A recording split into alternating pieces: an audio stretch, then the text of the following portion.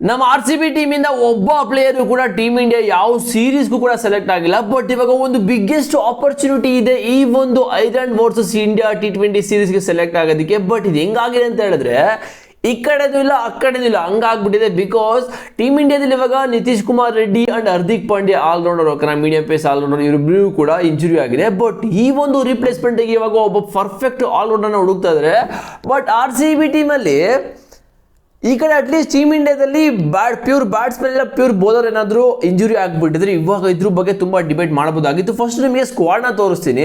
ಇಲ್ಲಿ ನೋಡ್ತಾ ಇದ್ದೀರಾ, next upcoming Ireland versus India T20 ಸೀರೀಸ್ಗೆ ಇದೇ ಒಂದು ಸ್ಕ್ವಾಡು, ಮತ್ತೆ England versus team India, Ireland ಆದಮೇಲೆ ಇಂಗ್ಲೆಂಡ್ ಮೇಲೆ ಇವಾಗ ಸೀರೀಸ್ ಕೂಡ ಸ್ಟಾರ್ಟ್ ಆಗುತ್ತೆ.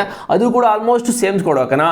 ಇದರಲ್ಲಿ ಶ್ರೇಯಸ್ ಅಯ್ಯರ್, ಅಭಿಷೇಕ್ ಶರ್ಮಾ, ಸಂಜು ಸ್ಯಾಮ್ಸನ್, ಇಶಾನ್ ಕಿಶನ್, ಶಿವಮ್ ದುಬೆ, ತಿಲಕ್ ವರ್ಮಾ ಇದು ಟಾಪ್ 6 ಪ್ಲೇಯರ್ಸ್ ಫಿಕ್ಸ್ ಮಗ ಓಕೆನಾ ಬ್ಯಾಟ್ಸ್ಮನ್ಗಳಲ್ಲಿ. ಬಟ್ ಇವಾಗ ನಿತೀಶ್ ಕುಮಾರ್ ರೆಡ್ಡಿಗೆ ಇಂಜುರಿ ಆಗಿರೋದು, ಹಾರ್ದಿಕ್ ಪಾಂಡ್ಯಗೆ ಫಸ್ಟ್ ಇಂಜುರಿ ಆಯಿತು, ಅದಕ್ಕೋಸ್ಕರ ನಿತೀಶ್ ಕುಮಾರ್ ರೆಡ್ಡಿನ ತಗೊಬಂದ್ರು.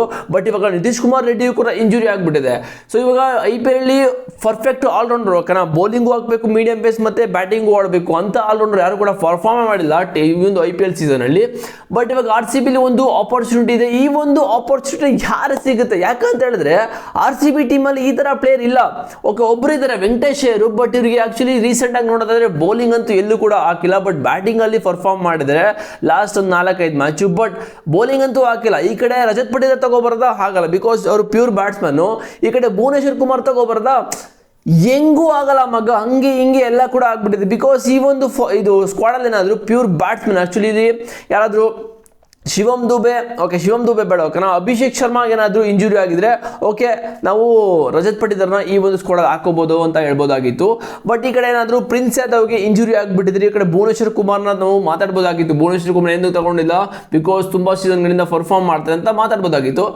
ಬಟ್ RCB ಹೆಂಗಾಗಿದೆ ಅಂತ ಹೇಳಿದ್ರೆ ಈ ಕಡೆಗೂ ಇಲ್ಲ ಆ ಕಡೆಗೂ ಇಲ್ಲ, ಆ ಲೆವೆಲ್ಗೆ ಆಗ್ಬಿಟ್ಟಿದೆ. ಬಟ್ ಏನೂ ಮಾಡೋಕ್ಕಾಗಲ್ಲ. ಬಟ್ ಈ ಒಂದು ಸ್ಕ್ವಾಡಲ್ಲಿ RCB ಟೀಮಲ್ಲಿ ಇವಾಗ ರಜತ್ ಪಟಿದಾರ್ನ ಫಿಕ್ಸ್ ಮಾಡೋಕ್ಕಾಗೋದಿಲ್ಲ. ಯಾಕಂತ ಹೇಳಿದ್ರೆ ನಿತೀಶ್ ಕುಮಾರ್ ರೆಡ್ಡಿಗೆ ಅವರು ಮ್ಯಾಚ್ ಆಗಲ್ಲ. ಬಿಕಾಸ್ ಈ ಒಂದು ಟಾಪ್ 6 ಏನು ಬ್ಯಾಟ್ಸ್ಮನ್ಗಳಿದ್ದಾರೆ, ಶ್ರೇಯಸ್ ಅಯ್ಯರ್, ಅಭಿಷೇಕ್ ಶರ್ಮಾ, ಸಂಜು ಸ್ಯಾಮ್ಸನ್, ಇಶಾನ್ ಕಿಶನ್, ಶಿವಮ್ ದುಬೆ ಅಂತ ತಿಲಕ್ ವರ್ಮಾ ಫಿಕ್ಸ್ ಮಗ.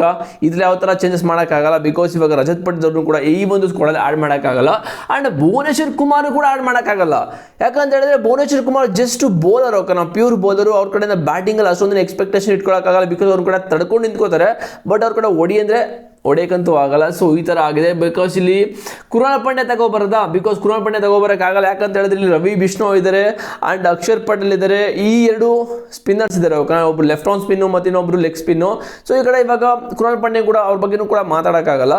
ಆ್ಯಂಡ್ ಈ ಕಡೆ ಇನ್ಯಾರಿದ್ದಾರೆ ಇಷ್ಟೇ ಓಕೆ, ಇಷ್ಟು ಜನ ಪರ್ಫಾರ್ಮ್ ಮಾಡಿದ್ರೆ ಯಾರನ್ನ ಹಾಕೋದು, ಯಾರನ್ನೂ ಹಾಕೋಕ್ಕಾಗಲ್ಲ ಟೀಮ್ ಇಂಡಿಯಾಕ್ಕೆ.